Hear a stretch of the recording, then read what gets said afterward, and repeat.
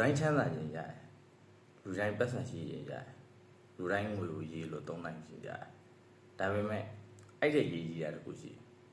လူတိုင်းကတော့ပတ်စံရှိဖို့အတွက်ကြိုးစားနေကြတာပဲယူသားတဲ့လူလည်းယူသားတယ်လို့ကြိုးစားတယ်မြင်မြင်ချမ်းသာခြင်းတဲ့လူကလည်းမယူသားတဲ့ဒီလမ်းတွေတုံးပြီးချမ်းသာခြင်းရတယ်ဒါပေမဲ့ကျွန်တော်ခံယူထားတာတခုကပါလဲဆိုတော့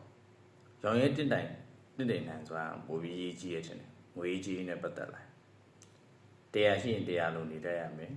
1000ရှိရင်1000လိုနေတတ်ရမယ်တရားရှိနေကြလူက1000ရှိရင်လို့စူးစမ်းရမှာပဲဒါမှ1000ရှိလာမှအဲ့ feeling ကိုသိမှာလေ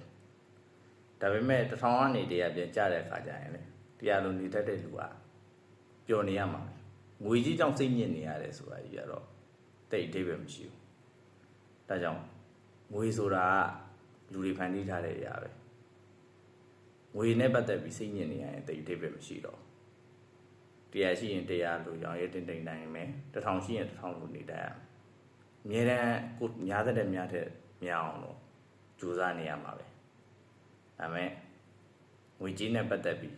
အဓိကကြတဲ့အရာရောင်ရဲတင်နိုင်စွာမယ်ခင်ဗျားတို့ကဘယ်လိုတင်လဲ